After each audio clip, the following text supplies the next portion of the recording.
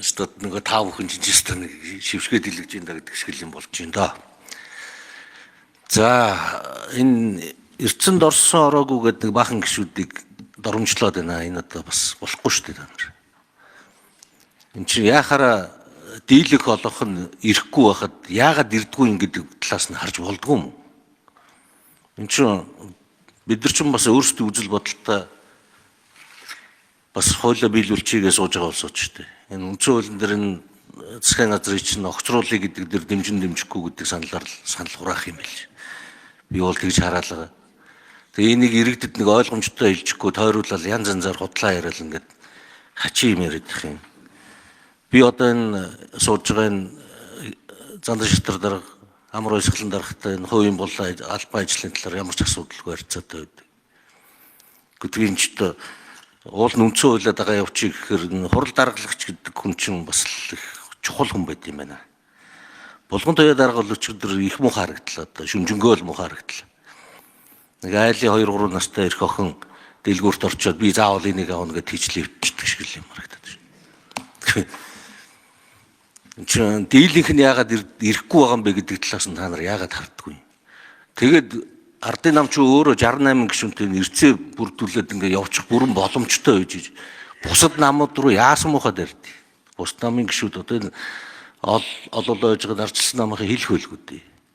Одоо миний нэр ч бас дуулдаал юм лээ. Манай хоёр гишүүн зайлвал гадаад томилттой явж байгаа наараа орцсон байсан. Тэгж болохгүй шүү дээ та нар. Тэгээ нэг хоёр талын бас нэг харилцсан саналууд энэ бас нэг сонсчмоор санагдаад байна. Тэр амнаттай холбоотой асуудлыг энэ эрд соёлын яамныхын сайд нь хариулмаар ах юм.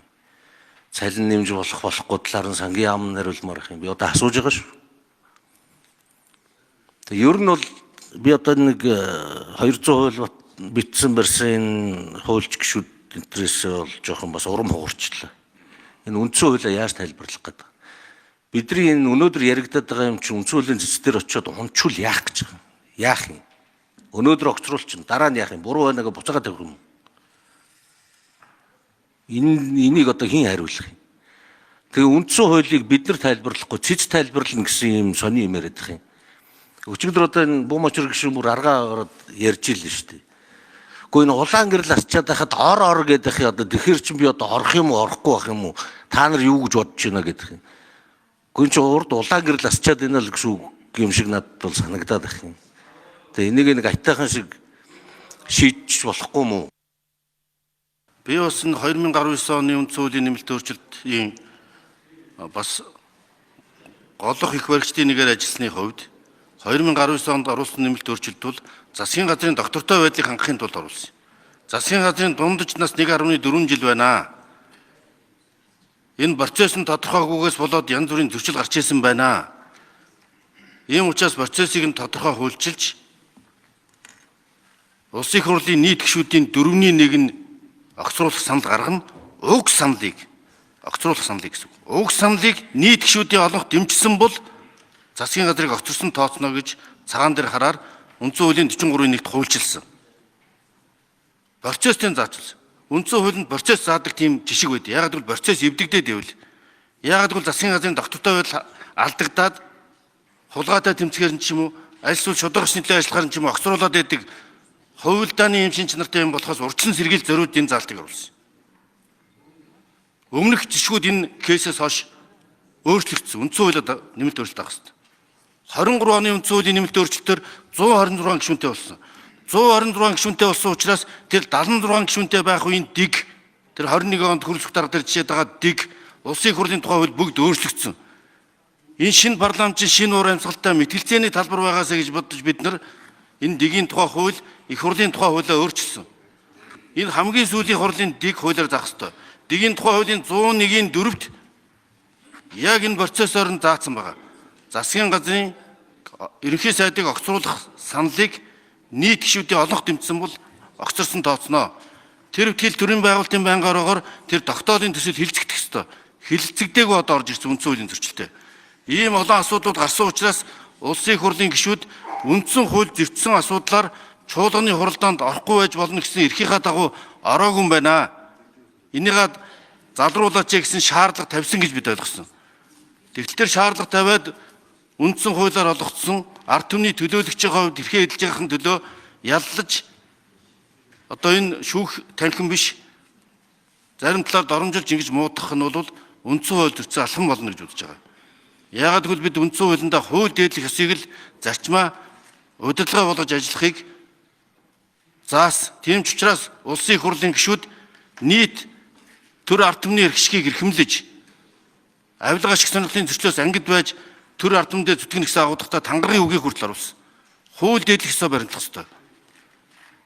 Тэгтэл 76 гишүүнтэй байсан үеийнхээ дэгээр бид нар шийдэж явах ёстой гэдэг ятгах чинь өнөөгийн бидний парламентын арчлаа төлөвшүүлэх гэсэн төгөлдршүүлэх гэсэн бүх өөрчлөлтийн маань амийн сүнсийг алдагдуулна шүү дээ. Тэгвэл бид 126 босноо үүсгэж ийн гэсэн үг шүү дээ. Яагаад энэ одоо амийн сүнс парламентын арчлаа бэхжүүлж төлөөллийг сайжруулж төлөөллийн арчлаа бэхжүүлэх гэсэн зарчмаасаа хурах гэдэг юм байна. Энэ чинь буруу практик болно. Ийм учраас энэний төлөө гишүүдийг ялдаг, шүүдэг энэ дэр бол байж болохгүй. Уралдаан даргалагч бол нийт гишүүдэд тэнцвэртэй мэтгэлцэх боломж олгох зорилготой. Ийм ч учраас энэ мэтгэлцээний энэ 1-2 гээд эндрийг хүртэл тавиад бид нар чинь нэг нотлогч нэцаагч тал мэтгэлцдэг болоод бид мэтгэлцээд байгаа үстэй тийм ээ. Ингэж ард иргэдийнхаа мэдих эрхийг хангаж айл талынх нь мэдээллийг сонсч тэгээд энэ дундаас зөв шийдвэр гаргах нь парламентын мэтгэлцээний үндсэн зарчим байна. Өнөөдөр нэг юм гайхаж байгаа нь бол нэг талны 70-аад оныхон бүгдээрээ одоо муу хүмүүс юу л залуучууд нь шинжлэгч айсвал юм мэдэхгүй байгаа юм шиг ийм яриа байж болохгүй. Манай залуучууд сайхан залуучууд би одоо энэ залуучуудын шин санаачлагыг дэмжиж ажиллах. Энэ асуудлыг бид нар түрүүчийн 7 хоногт болон шийдчих боломжтой байсан юм аа. 18 цаг болоод ажил тарсан гэд хаацсан 10-ны асуултыг байхгүй. За завсарлуулсан. Гэтэл өнөөдөр ч одоо өчигдрийн хуралч нь эрдсэн хүрээгүй эхлээгүй хурлыг өнөө өглөө болгоод ингээ одоо өнөөдрийн хурлч яваад байгаа юм өчигдрийн хурлч яваад байгаа юм. Энэ ч одоо өчигдөртөө очсон юм шиг юм. Ийм хачин юм яваад. За одоо энэ сүүлчийн асуух минут учраас юу өнтөр хэлчихье. Би одоо энэ та нар дундаас нэг ч хүнтэй хамтарсан компанич байхгүй. Бүлдэгдүүлэх хэрэг чигээгүй хүн байгаа шүү. Тийм учраас надад үгүй хэлэхэд амар байна. Тэгээд би одоо бол бас нэг эдийн засгийн сургуульд өгсөн нэг эдийн засаг хальт ойлгодог гэж өөрийгөө бодоод идэв. Тэгээд энэ ерөнхий сайдаас нэг юм асуучмаар байна. Гэхдээ 3-4 сарын дотор улсын хэмжээнд нийт одоо төрийн албаагчдын цалин хөлсийг нэмэгдүүлээд эдийн засгийг спидлава явуучих тийм бодлого гаргах боломж байд юм. Ер нь. Чөтө би энэ засгийн газар ч бол 4 сар л болж байгаа. Одоо нэг 4 сар болох гэж байна уу тийм гэж бодоод байгаа. Одоо мэдхгүй тэр сайд нь хэвээрээ дэмгүй гэдэг. Нэг ийм л асуучмаар санагдаад байгаа. За 30 жил шийдэж чадаагүй асуудлыг 3-4 сарын дотор шийдчихин ч гэж байх уу? Тэр тусмаа гадаад нөхцөл байдал хүнд нүүрсний үн манай экспортын гол бүтээгдэхүүн нүүрсний үн 2 дахин буурсан.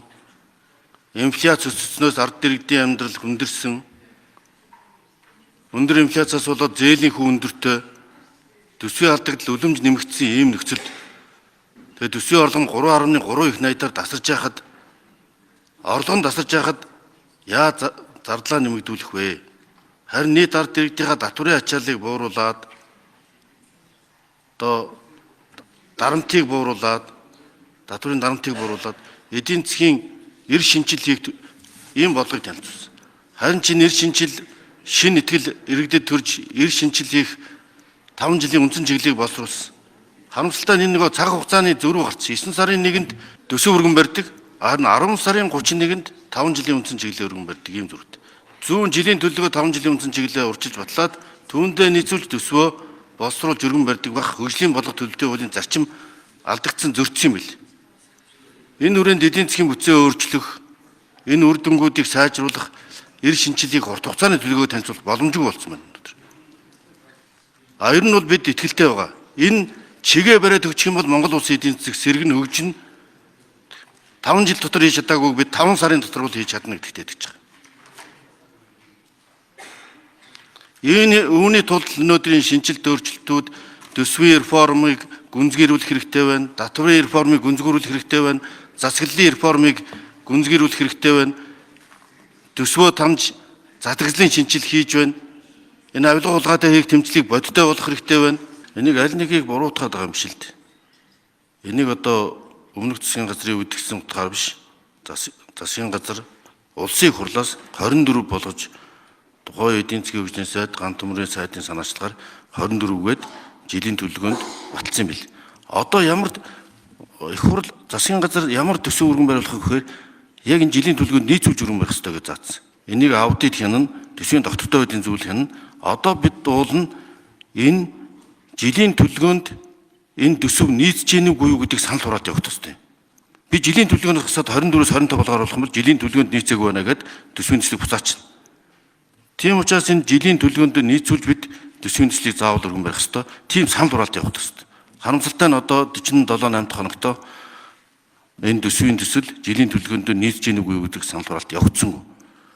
Энэ санал хураалт явагдсны дараа төсвийн 2 дугаар хэлцүүлэг дээр бид